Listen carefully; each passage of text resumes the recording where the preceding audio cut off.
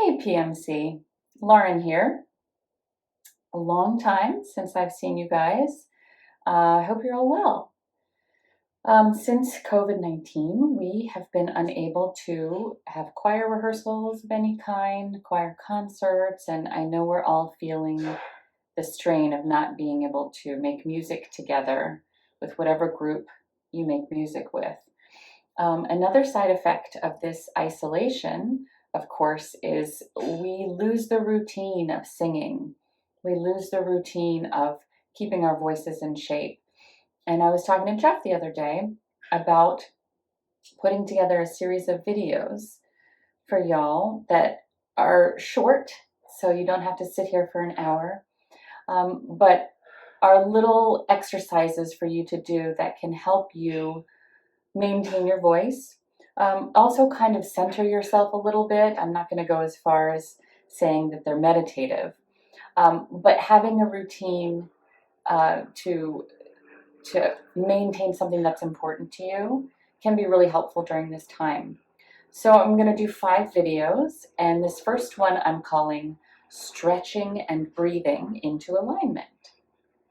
So I'll start off by saying, what is alignment? Alignment is just the fancy word that we use to describe putting your body into a nice tall shape so that all of your bones are resting comfortably on top of one another. And that way, when gravity is pulling down on you, your bones are bearing the brunt of your weight, and not muscles compensating for maybe leaning one way or leaning another way. And this can have an effect on your singing, of course, because if you're engaging one side of your body simply because you're leaning in one direction, then those muscles are no longer available for you to use for singing. So we want to find a way to achieve alignment, which is also just good for you in general, not for singing, not just for singing.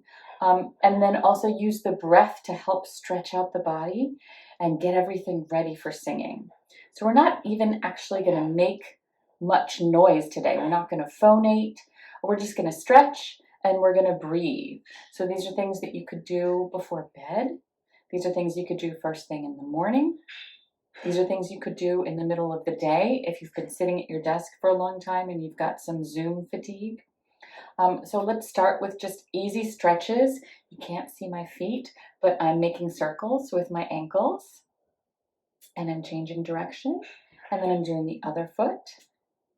And then I'm just kind of scissoring out my knees a little bit to make sure they're loose, and my hips as well. So I'm mostly doing from waist up. So if there's some other stretch you need to do for your lower body, now is a good time if you feel like you need to stretch your quads or something. And then your hips, if you put your hands on your hips, I'm going to turn to the side for a second. I can arch my lower back this way, and that tilts my hips. It sort of dumps them forward. I can also tilt my hips the opposite direction, and that has me slouching. Neither of these is really good for alignment. So you want to find a way to find neutral with your hips. And you can just move them a little bit like this. Basically, neutral is pretty close to the feeling of zipping your belly button up just a little bit. You zip up your belly button, but it should happen in a way that doesn't affect your shoulders and upper body. So just take that zipper, zip, and your tailbone is down. So if we had a long tail, imagine that someone just yanked it to the floor. And that gives you some activation in your lower abdominal muscles and the muscles in your pelvic floor, all of which are really important for singing. So we've zipped up right here. Now, what does that do to your upper body? I don't know. Find out and see. For me, when I zip up here, it engages right underneath my ribs, and it makes it feel a little bit like they're resting on something a little bit steadier.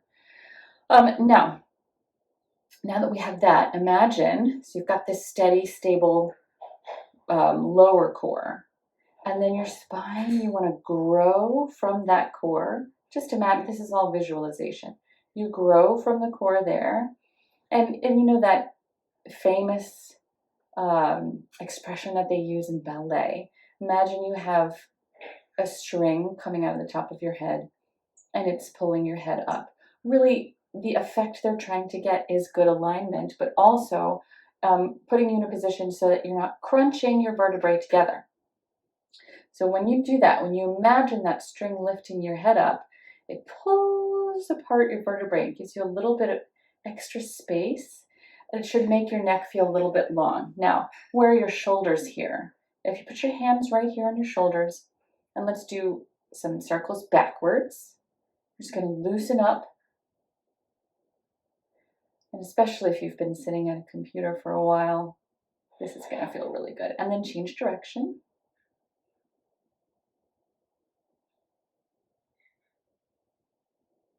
Okay, so just to check in one more time, we've built from the bottom.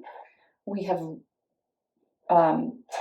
zipped up our belly button so that our legs feel solid and our pelvis feels solid. And then we've elongated our spine and we've rolled our shoulders. Now, the final position for your shoulders should feel like you have two wings. Your shoulder blades are your wings. And I can't remember, did we go forward? Make sure you do those forward circles too. But final position, two wings resting down your back. And what that does is it opens up your chest a little bit and lifts. So you've zipped up your belly button, but now you've lifted the bottom of your sternum. So you feel like you can expand forward. Now let's talk about our neck. Necks get super tense these days, of course. So let's start with a head roll. I like to just go forward into each side. If you want to do the full circle, that's fine.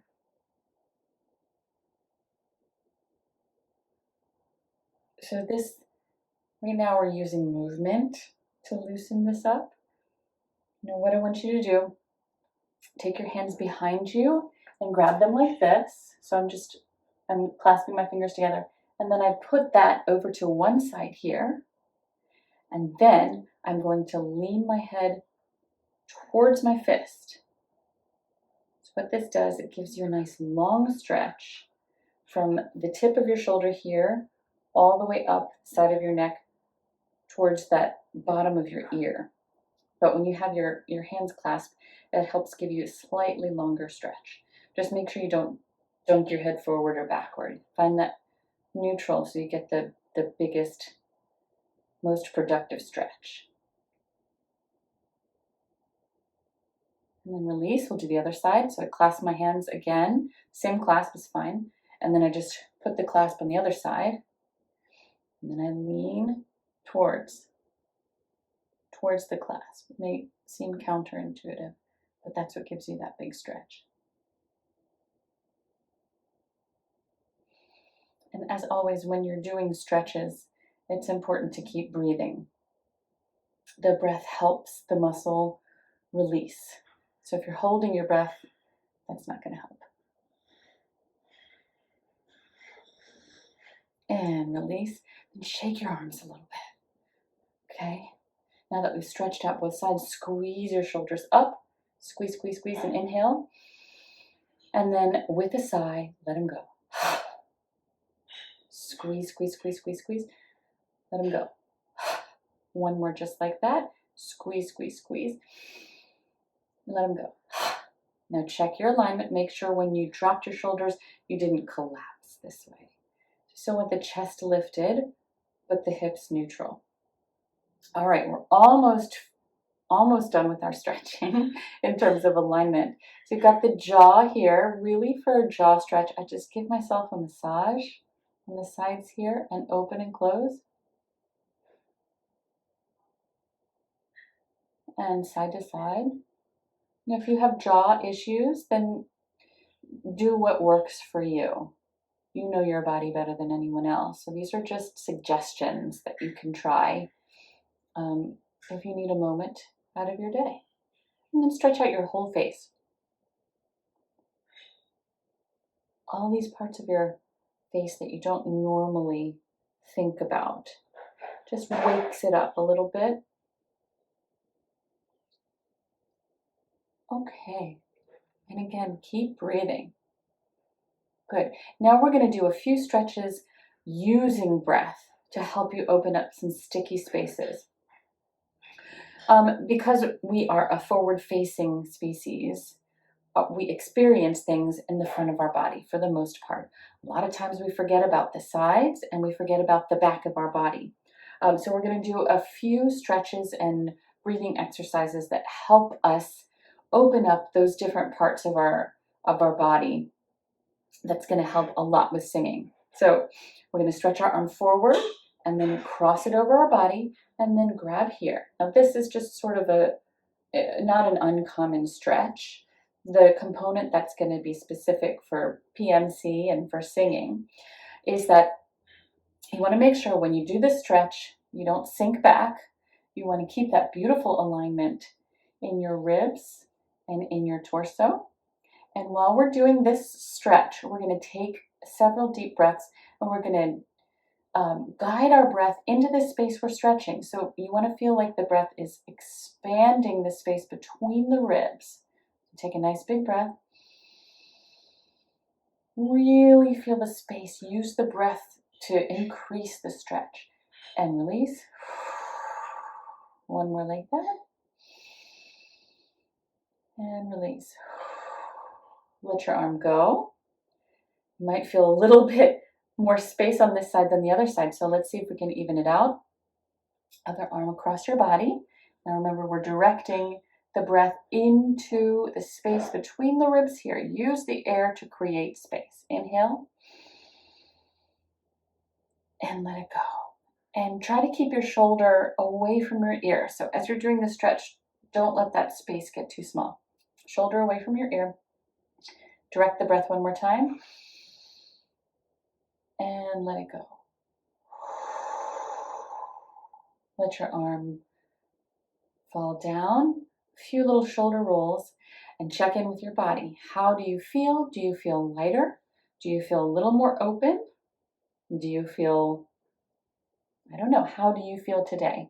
Now, the last stretch we're going to do today with the breath, like this specifically, is trying to open up the back. So I want you to clasp your hands again like this, turn them out, and I'm going to turn to the side so you can see.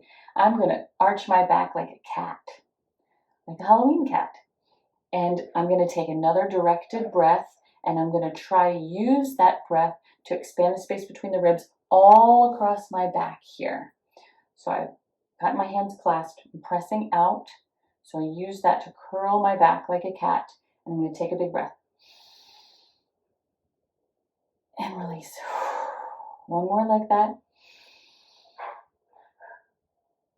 And release. Open up again. Let's take a nice big breath together through your nose if you can. And sigh it out. The last thing I want you to think about is the breath specifically. When we breathe in everyday life, we have certain natural stages in the breath. We have an inhale, an exhale, and then we pause at the bottom of the exhale. That's how we breathe without thinking. Right? When we sing, we add an additional stage. We add a pause at the top of the inhale, and then we have a much more focused and controlled exhalation. We're much more productive with that breath and more aware of how we're going to use that air. So right now, what I want you to do is take a nice big breath through your nose. I like inhaling through the nose. It moistens the breath. It warms it up a little bit. And it also forces you to go a little bit slower so you can really get the feeling that you're filling up. Okay? We don't always have time to do that when singing, but it's a good exercise. So we're going to inhale, pause at the top, and let it go. So right now we're focusing on that pause at the top. What's so important about that as a singer is that we don't want to feel an urgency to exhale quickly.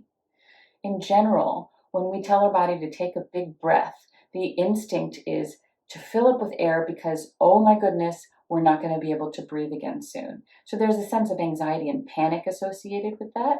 So we get to the top of that inhale and we tense up. And we start to get this really strong urge to just expel the air as quickly as possible. And none of that is good for singing. So we have to retrain the body, retrain the mind to understand that this breath is filling us up and there is no urge to exhale forcefully. We suspend the breath and then we can let it go in whatever strength we need. We can use a lot of air to make a loud, strong sound. We could use just a little bit of air. If it's a small, quiet, contained sound, we could use just a medium amount of air. But we're retraining ourselves to resist the urge to tense up and then push all that air out. So this time, we're going to do an inhale, pause at the top of the breath, and then we're going to exhale on an SH sound. We're going to try to make the SH sound last for a long time, of course, but the main goal of this exercise is to have an easy transition from the suspension at the top of the breath to the movement of air through the body. And I say movement of air through the body because this breathing mechanism is about motion. So even though, and that's why I don't call it a pause or a hold at the top. I want you to feel more like you're floating. So we're going to inhale, suspend, and exhale on an SH. Okay, here we go. Inhale, suspend, exhale.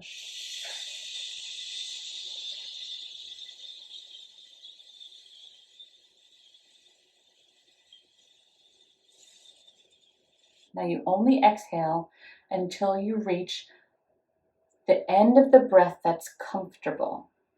It's not a competition to see how long it goes. Yes, you can time yourself to see how your breath management is going, but when you reach the point in the exhalation where you feel the urge to collapse your body to squeeze out more air, that's the end, because that's no longer a productive exhalation. You wouldn't be able to use that air for singing anyways. Okay, let's try again. And as you can see, I'm using my arms to kind of show how I feel the motion of the breath and to help me feel lifted at the same time. When I lift my elbows away from the body and I take up space with my arms, then this idea of breathing is filling up space around me, not just inside. Inhale, suspend, exhale.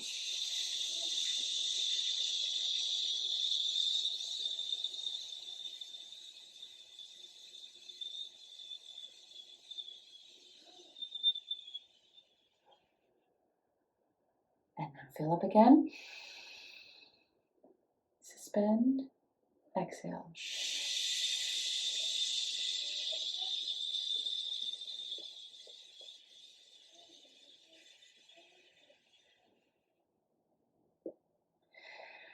You can do this as many times as you'd like. You can do this with your eyes closed. You can do it on a CH sound. That's more helpful sometimes to get the air started.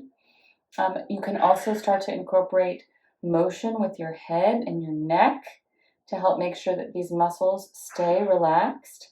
But I think the main component of today's video that I'm trying to communicate with you is we need to get our body prepared for singing, and we need to get our body prepared for breathing.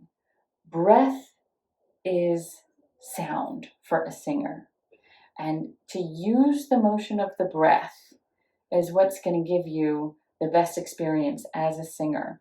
It's also really good for you, even if you're not going to sing.